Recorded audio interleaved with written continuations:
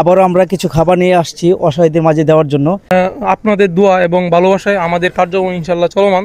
তাই জন্য আমরা নরসিংদী দেশে সামনে আরো আমিরগঞ্জ আছে, খানাবাড়ি আছে, মেতেগঞ্জ আছে, সব জায়গায় আমরা দিতে পারি। এই দোয়াটাই আমরা করবেন। মানবতা কল্যাণের কাজ, এটা তো ভালো কাজ।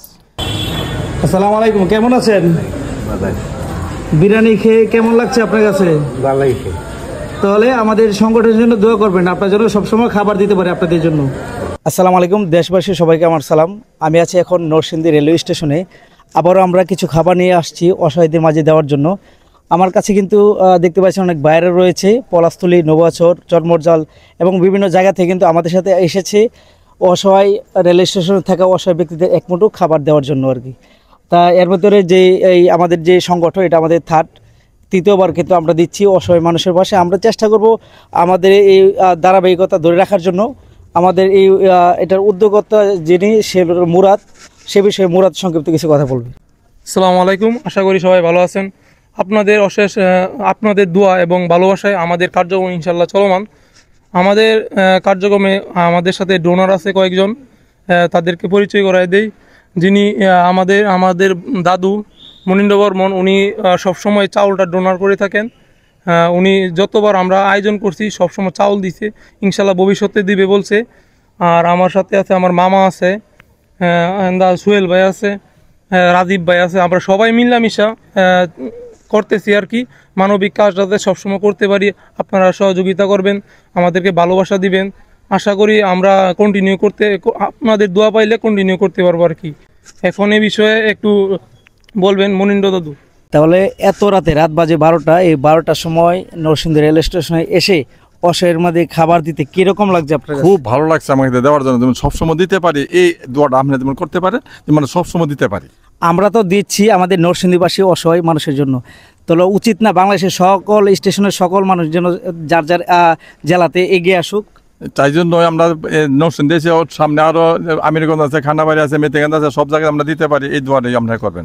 আমাদের আসলে ভিডিও করার অনেকগুলো উদ্দেশ্য, এর মধ্যে একটা উদ্দেশ্য হলো আমরা আমাদের জেলাকে রিপ্রেজেন্ট করে আমরা খাবার দিচ্ছি রেল স্টেশন অসহায় মানুষের পাশে। আপনারা আপনাদের জেলায় যত অসহায় আছে তাদের পাশে দাঁড়ান, এটাই আমাদের মূল প্রাপ্তি। আসলে সোহেল ভাই আছে আমাদের এখানে, আমরা সোহেল ভাইকে জিজ্ঞেস করবো, আমরা যে খাবার নিয়ে আসছি এত রাতে, এই শীতের রাতে অনেক কষ্ট করে অসহায়দের মাঝে যে খাবার দেব, এটা কেমন লাগছে আপনার কাছে? এটা তো মানবতা কল্যাণের কাজ, এটা তো ভালো কাজ। আমরা আসলে এটা তৃতীয়বার, এর আগেও কিন্তু আমরা মেথিকান্দা রেল স্টেশনে, আমাদের নরসিংদী রেল স্টেশনে দিয়েছি, আরেকবার তৃতীয়বার আর কি। আমরা আছি আমাদের এই ধারাবাহিকতা ধরে রাখার জন্য। তো কি আমরা কি ধরে রাখতে পারবো নাকি? হ্যাঁ, আমরা সবাই চাই যে আমরা ফুল নরসিংদী যতগুলি জায়গা আছে অসহায় মানুষগুলি সবার মাধ্যমে যাতে আমরা খাবার বিতরণ করতে পারি। আল্লাহ যেন আমাদেরকে এই তৌফিক দান করেন। সবাই আমাদের জন্য দোয়া করবেন, আমাদের সংগঠনের জন্য দোয়া করবেন। আমরা যেরকমভাবে অসহায় মানুষের পাশে যেন দাঁড়িয়েছি, সবসময় যেন দাঁড়াতে পারি। ধন্যবাদ সবাইকে। আসসালামু আলাইকুম এভরিওয়ান, কেমন আছেন সবাই? আশা করি ভালো আছেন।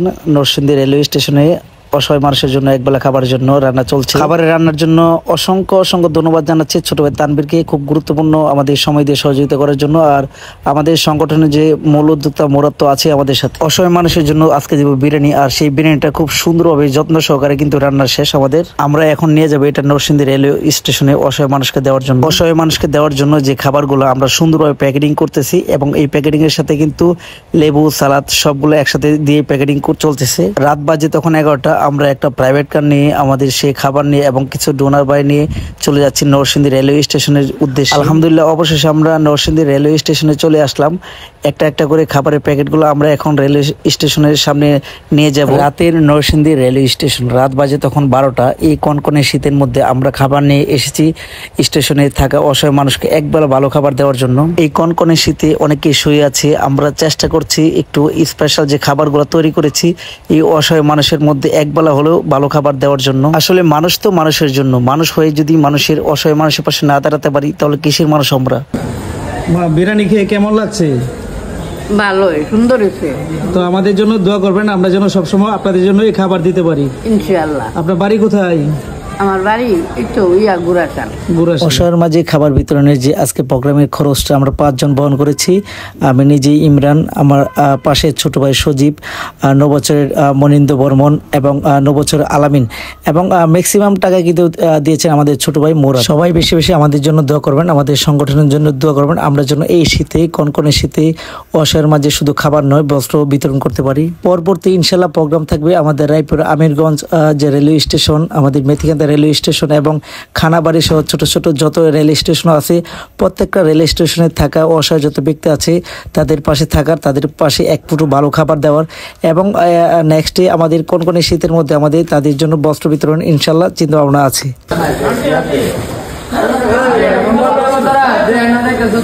আসলে এই শীতের রাতে যদি রেল স্টেশনে না যেতাম, অসহায়ের পাশে যদি না থাকতাম তো বুঝতে পারতাম না মানুষের খাবার যে আহাজারি।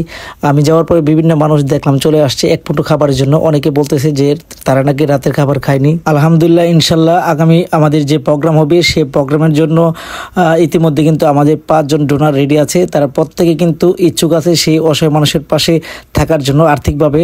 আমাদের 9 বছরের কাউসার, সোহেল, অরুণ বর্মন, মেন্টু বর্মন এবং মোয়াজ্জেম ভাই সহ এই 5 জন সবাই ডোনার রেডি আছে যে আমরা অর্থ দিব, তারপর আমরা এই অসহায় রেল স্টেশন মানুষের পাশে থাকতে চাই।